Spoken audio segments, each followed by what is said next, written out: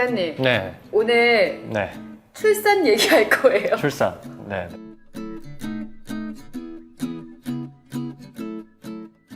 어때? 저는 오늘 출산 얘기를 할 건데 네. 어떻게 기자님 준비되셨어요? 준비 완전 됐죠. 그래요? 네. 출산 준비되셨어요? 출산이 준비되진 않았지만 네. 네. 출산에 대해 얘기할 준비가 충분히 돼 있습니다. 오케이, 그럼 예. 지금부터 한번 들어가 보도록 하겠습니다. 네. 아니, 제가 예. 0.78이라는 숫자를 기자님한테 네. 드리겠습니다. 이거 무슨 숫자인지 혹시 아세요? 0.78. 네. 그 혹시 출산율 아닌가요? 우리나라? 정답. 네. 이런 거 잘 맞추시네요. 네, 제가 아무래도 이제 네. 취재하는 분야가 이제 그런 뭐 우리나라 정책이나 경제 이쪽이다 보니까 네, 0.78이라는 숫자는 사실 기자들 사이에서 굉장히 화제가 됐던 숫자거든요. 왜냐면 이게 우리나라 지난해 합계 출산율인데 이제 합계 출산율이라는 거는 한 명의 이제 여성이 평생 동안 낳을 것으로 예상되는 아이의 숫자를 이제 수치화한 건데요.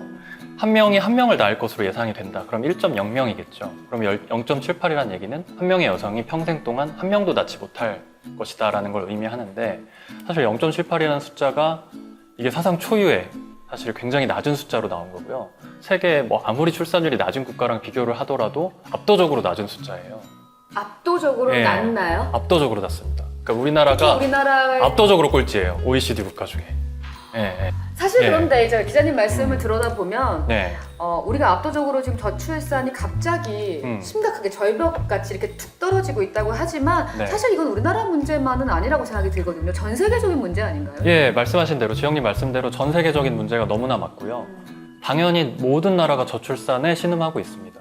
이제 저출산이라는 기준이 정확히 나와 있지는 않아요. 그러니까 뭐 1점 몇 명이다, 뭐 1.3명이다, 1.5명이다, 뭐 1.8명이다 여러 가지 이제 그 출산율들이 있는데 뭐 정확히 1.0명 이하부터 저출산 국가다라고 정해져 있지는 않은데 대체적으로 1.5명 밑으로 떨어져 있으면 저출산이다라고 보편적으로 얘기하는 숫자고요. 그러니까 우리나라 같은 경우가 지금 0.78이잖아요. 근데 우리나라보다 하나 더 높은 순위가 그 나라가 이제 이탈리아 같은 나라인데 그런데도 아직 1.2명 정도 대예요. 그러니까 격차가 그 이후부터는 사실 촘촘하게 붙어 있어요. 1.2명, 1.21명, 1.23명, 1.3명 이런 식으로요. 근데 이탈리아 다음에 갑자기 우리나라 때 가니까 0.78로 확 떨어지는 거예요. 그러니까 그 정도로 저출산 국가들은 굉장히 많은데 우리나라의 저출산 상황은 그 정도로 굉장히 심각하다라고 생각하시면 될 것 같아요. 기자님 말씀하시기에 네. 저출산이 문제다라고 지금 말씀을 해주셨는데 네. 이렇게 계속 감소하는 이유가 뭘까요, 기자님? 그러니까 그 문제는 사실 너무나 복합적이어서 뭐 하나를 꼭 집어서 얘기하기가 굉장히 어려울 것 같은데요. 그러니까 일단 우리나라만의 이유도 있고 전 세계적인 문제도 있을 것 같아요. 그래서 제 생각에는 우리나라뿐만 아니라 전 세계적인 문제 중에 하나가 가치관의 변화가 있었다고 생각이 들어요. 혼자 살아도 충분히 괜찮고 혼자 사는 사람을 바라보는 인식도 괜찮고 혼자 살 때 향유할 수 있는 것도 많고 어울릴 수 있는 그런 모임도 많고 이렇다 보니까 혼자 사는 거에 대한 가치관이 완전히 변하게 되면서 사실 결혼을 피하게 되고 뭐 그런 가정을 꾸리는 거에 부담을 느끼시는 부정적으로 보는 분들이 많지 않나. 행복하세요? 네, 알겠습니다. 네. 예, 마가 많이 뜨셔가지고 다음 질문 넘어가도록 하겠습니다. 네. 아니 이게 네. 결혼을 해도 행복하고 네, 그럼요. 혼자 살아도 행복한 사람이 있고 네, 그럼요. 그러니까 본인이 어떻게 살아야 될지를 잘 파악한다면 비혼이 되는 것도 좋고 네네. 기혼이 되는 것도 좋고 네. 그거는 이제 어떤 사람들의 판단. 네네. 그러나 저출산의 문제는 직면에 있다. 네네. 이제 이게 우리의 이야기인 것 같은데요. 아니 사실 이게 결혼이라는 게 지금 시대에서는 네네. 나 혼자 열심히 한다고 해서 할 수 있는 건 아니라고 생각해요. 네네. 왜 어른들을 말씀하실 때 보면은 애를 하나 낳으면 온 동네 사람들이 다 붙어서 키워야 된다. 맞아요. 이런 얘기 하시잖아요. 네네. 그러면 이제 정부가 어느 정도 이 결혼에 대한 어떤 여러 가지 좀 정책을 조금 펼쳐줘야 되지 않을까 싶은데 지금 정책은 좀 어떻게 가고 있나요? 정책을 굉장히 적극적으로 펴고 있는 게 사실인데 이제 주로 정부 입장에서는 이제 아이를 낳으려고 하는 사람들에게 경제적으로 지원해주는 그러니까 돈을 더 많이 주게 하는 우리나라에서 지금 2006년부터 그리고 한 2021년 정도까지 정부가 쏟아부은 그런 저출산 관련 예산이 200조 원을 넘거든요. 사실 굉장히 천문학적인 금액인데 처음에 2006년 이 정도만 해도 우리나라가 쏟아부은 예산이 10조에서 20조 연간 이 정도 수준이었어요. 그런데 이게 근데 초반에는 그렇게 심각하지 않다고 생각했는지 10조에서 20조 정도의 예산을 들이다가 최근 들어서는 그 금액이 굉장히 많이 늘어나서 거의 100조가 넘는 수준까지 한 해 예산으로 편성이 되고 있거든요. 또 실제적으로 진짜 혜택을 받으신 분들은 어떠실지 궁금한데 기자님 결혼하셨잖아요. 네. 아이가 지금 몇 명이세요? 네, 저도 아이를 낳았고 아이가 네. 한 명 있고요. 네. 아이가 올해 이제 6살입니다. 아이고. 네. 저희 아이가 태어났던 해가 2017년인데 그때 저희 이제 출산한 산모들이 받았던 금액이랑 지금 2023년 기준으로 받을 수 있는 산모들이 받을 수 있는 금액이 차이가 있어요. 그래서 그때보다 지금이 거의 한 두세 배 이상 많아졌어요, 심지어. 그런데 이제 사실 그 돈이라는 게 그 돈이 충분히 그거를 커버해 줄 수 있다고 생각할 수는 없어요.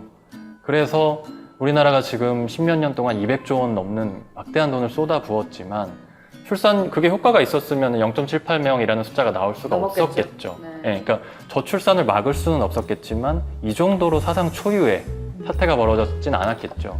그래서 사실 실패한 정책에 가깝다라고도 생각은 들어요. 그러니까 안 했으면 더 심각해졌겠지만 이거가 효과가 있었다고 보기는 좀 어렵지 않나.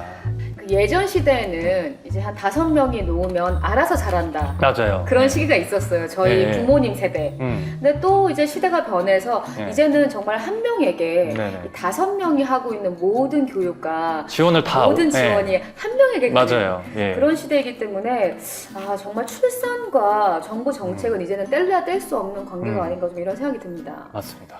그러면 이 저출산을 막기 위해서 어떤 좀 시도를 하고 있을지 좀 궁금한데 네네. 어떤 게 그러니까 있을까요?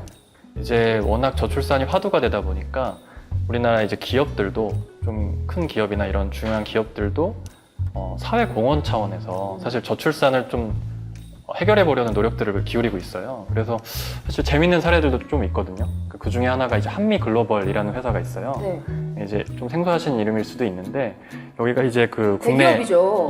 국내 1위 건설 사업 관리 기업인데 이 한미 글로벌이라는 곳에서는 그 회장님이 좀 의지가 있으셔가지고 그 저출산 문제를 해결하고 싶은 조금이라도 도움이 되고 싶은 의지가 있으셔서 심지어 셋째 아이를 3명째를 낳으면 네. 특진을 시켜주겠다라는 정책까지 내걸었어요. 사원이었던 사람이 아이를 3명째 낳으면 갑자기 대리를 달아주고 대리였던 사람이 갑자기 또 셋째 아이를 낳으면 가정이 돼주고. 그럼 제가 네네네. 한 5명 정도의 아이를 갑자기 낳았어요. 네네네. 그럼 전 유재석이 될 수 있는 건가요? 5명보다 좀 더 많이 낳으실 것 같은데. 잠깐만요. 나 신세계 와가지고 처음으로 그리고 한미글로벌도 있지만 사실 네. 뭐 다른 데들도 있어요. LG전자 같은 경우는 네. 아이가 초등학교 2학년 정도 될 때까지 그러니까 엄마가 육아휴직을 2년 정도 쓸 수 있게끔 좀 배려를 해주고 있고 또 어떤 곳들은 이제 처음에 축하금, 그러니까 출산했을 때 축하금을 주는데 뭐 첫 해에는 뭐 200만 원 줬다가 첫 아이 때는 그리고 둘째, 셋째 그 다음부터는 500만 원씩 주기도 해요.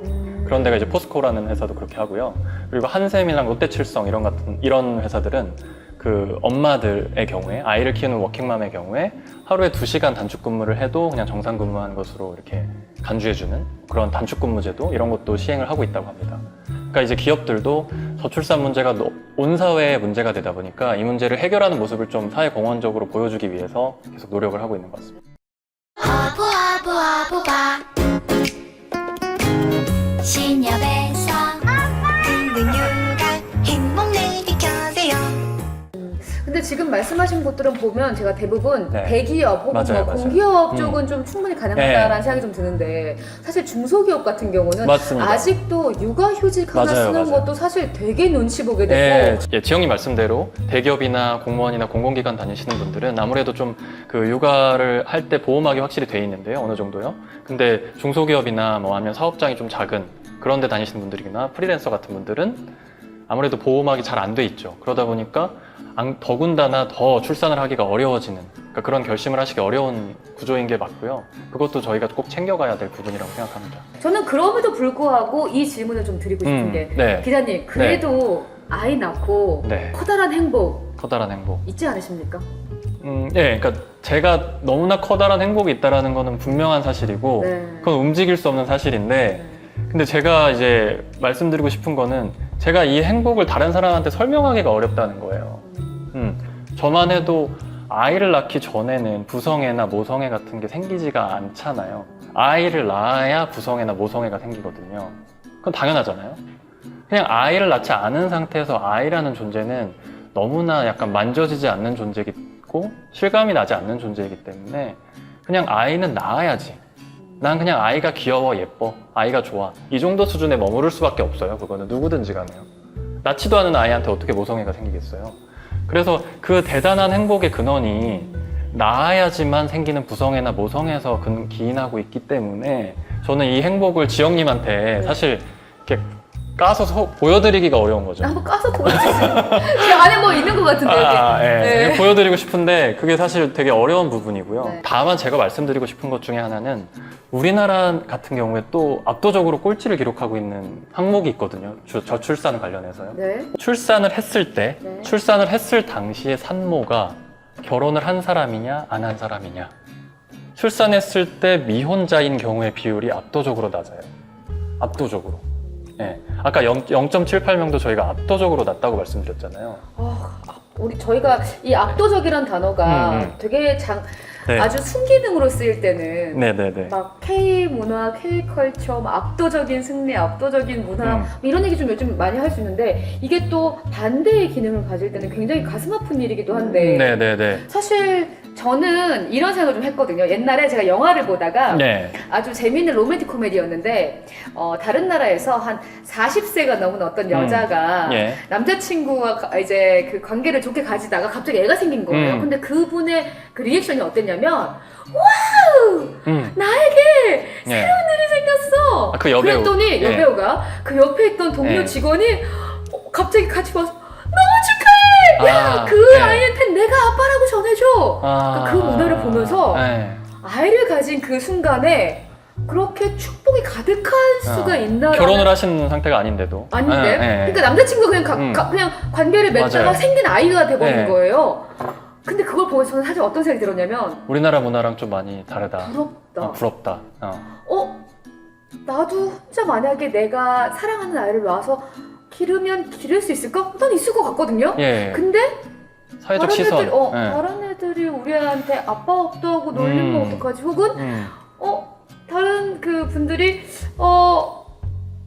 왜 그런 가구예요라고 아예 그 쳐다보는 시선부터 이러면 어떡하지? 이게 그러니까 거기서 약간 영화 보면서 이게 나에게 영화구나 이렇게 생각한 적이 있었거든요. 네, 지영님이 지금 너무너무 중요한 얘기를 해주신 것 같아요. 아, 그래요? 예. 그러니까 외국 같은 경우는 지금 말씀드린 대로 결혼을 하지 않아도 임신을 하고 출산을 하는 게 그렇게 놀랄 일이 아니거든요. 축복받 정말 그야말로 네. 축복. 축복인 정말 출산은 축복이니까 정말 축복 그대로 존중을 받는 문화인데 우리나라 아까 OECD 얘기로 다시 돌아오면요. 그러니까 출산을 한 산모가 결혼을 하지 않은 상태에서 낳았을 확률이 2.5%예요. 근데 이게 OECD 평균이 42.5%예요. 그러면 네네. 기자님 말씀으로 따지면 사실 이제는 어떤 완벽한 우리가 얘기하는 완벽한 가구나 완전한 가구의 어떤 행태가 좀 새롭게 완전히 좀 변해야 된다는 생각이 좀 확 드는 것 같아요. 저도 너무나 그거에 공감하고요. 네. 그러니까 이제 아이라는 것은 제가 말씀드린 대로 계산해서 낳는 게 아니거든요. 그러니까 계산이라는 거는 정부에서 부모급여 지원액을 20만 원 높였대, 30만 원 높였대, 50만 원 높였대. 그럼 아이 낳자. 내가 생각한 리미트가 그 기준선이 100만 원이었는데 다음부터 110만 원을 준대. 그럼 우리 낳을 수 있어 해서 낳는 게 아니거든요. 그때부터 기계적으로 낳는 게 아니잖아요. 그러니까 돈 때문에 낳는 경우는 없고 아니면 반대로 아까도 말씀을 드렸지만 모성애나 부성애는 출산 이전에 생길 수가 없는 감정이거든요. 그래서 계산을 해서 돈을 많이 주니까 낳자. 아이를 낳으면 대단히 행복한 모성애를 내가 느껴보지도 않았는데 그 모성애가 생길 것이니까 대단히 행복하다니까 낳자. 이런 결정 못해요. 그러니까 그냥 낳는 거예요. 아이는 정말 사랑하는 사람끼리 만나서 자연스럽게 그런 과정들을 거쳐서 OECD 국가들이 통계로 나오듯이 결혼이라는 과정을 굳이 거치지 않고 자연스러운 과정을 통해서 생기는 게 아이이고 그게 출산을 하는 건 그래서 축복인 거고요. 그러니까 그렇기 때문에 다른 그런 프랑스라든지 유럽의 여러 선진국들의 그런 아주 높은 그 미혼자 출산율이 그렇게 높다라는 걸 보여주는 것 자체가 출산을 바라보는 시선이 굉장히 많이 바뀌어야 하지 않나. 우리나라 2.5%예요. 2.5%. 너무나 낮잖아요.